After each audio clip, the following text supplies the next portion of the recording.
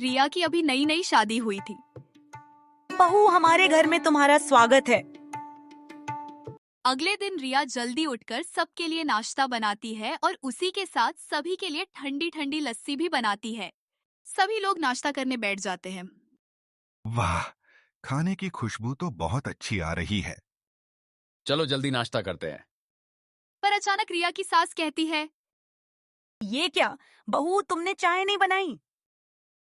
नहीं मम्मी जी, इतनी गर्मी पड़ रही है इसीलिए मैंने सबके लिए ठंडी ठंडी लस्सी बनाई है। बहू, तुम अभी नई हो इसलिए तुम्हें पता नहीं है, पर हमारे घर में सब लोग चाय ही पीते हैं, चाहे गर्मी हो या सर्दी। चाय के बिना तो हमारी सुबह ही नहीं होती। ठीक है मम्मी जी, मैं अभी चाय बनाकर लाती हूँ। रिया सोचते हुए किचन में जाती है।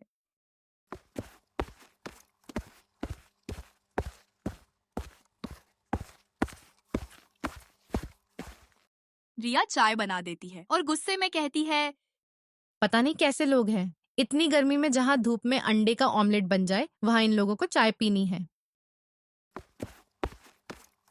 रिया सबके लिए चाय बना लाती है। ये लीजिए आप सबकी अदरक वाली मसालेदार चाय। रिया की सास चाय देखकर कहती है, वाह बहू, अब आएगा ना नाश्ते का असली मजा। रिया फीके मन से कहती है। हाँ मम्मी जी, बिल्कुल सही कहा आपने। सभी मजे से नाश्ता करते हैं। दोपहर का समय था। अचानक रिया का ससुर कहता है, अरे बहू, मेरा गला सूख रहा है। ठीक है पापा जी, मैं अभी आपके लिए ठंडा ठंडा नींबू पानी बनाकर लाती हूँ। नहीं नहीं बहू, 1 कप मसालेदार चाय बना ला। पर पापा जी, नींबू पानी पीने से आपको अच्छा लगेगा और उससे आपके शरीर की पानी की कमी भी पूरी हो जाएगी।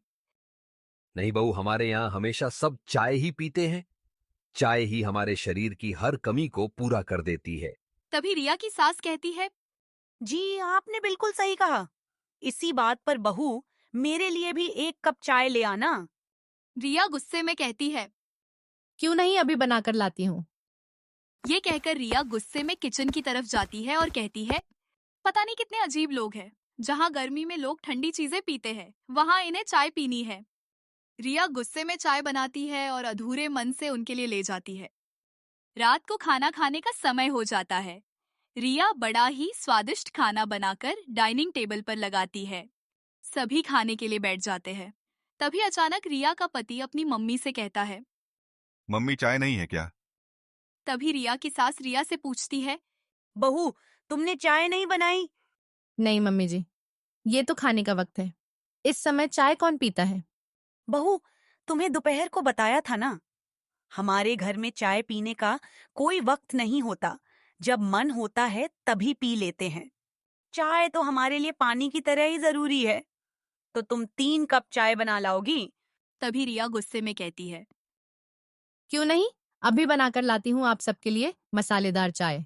ये कहकर रिया गुस्से में किचन की तरफ जाती है। पहले मुझे लगता था ये लोग थोड़े अजीब हैं, पर अब पता चला कि इनके दिमाग का स्क्रू ही ढीला है। अरे यार, सच में कितने बेवकूफ लोग हैं। पूरे दिन चाय चाय करते रहेंगे। बस नहीं चल रहा, नहीं तो चाय से ही नहा ले। ऐसे ही करते करते रिया का उस घर में 1 महीना बीत जाता है। पर चाय का सिलसिला चालू रहता है। मेरा बस चले ना, तो इनके लिए रोज सुबह एक ड्रम भरकर चाय बना दूं। पर अचानक एक दिन रिया के ससुर जी की तबीयत बिगड़ने लगती है। अरे मुझे कुछ दिखाई नहीं दे रहा। अरे सुनिए, आपको क्या हो रहा है? आप ठीक तो है ना? मुझे चक्कर आ रही है, जल्दी डॉक्टर को बुलाओ। अभी बुलाती हूँ। जब तक आप कमरे में चलकर आराम कीजिए। मम्मी जी, ससुर जी ठीक तो हो जाएंगे ना?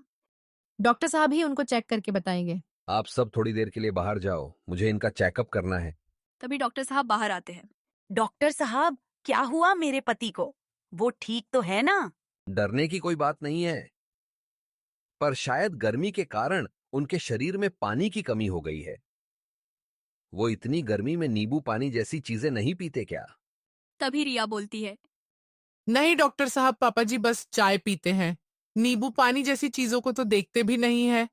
अच्छा, तभी तो उनके शरीर में पानी की कमी हो गई है।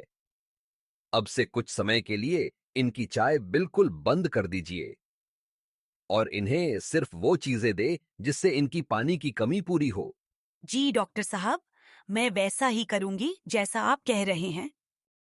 पता नहीं लोग ये क्यों नहीं समझते कि ज्यादा चाय पीना शरीर को नुकसान देता है।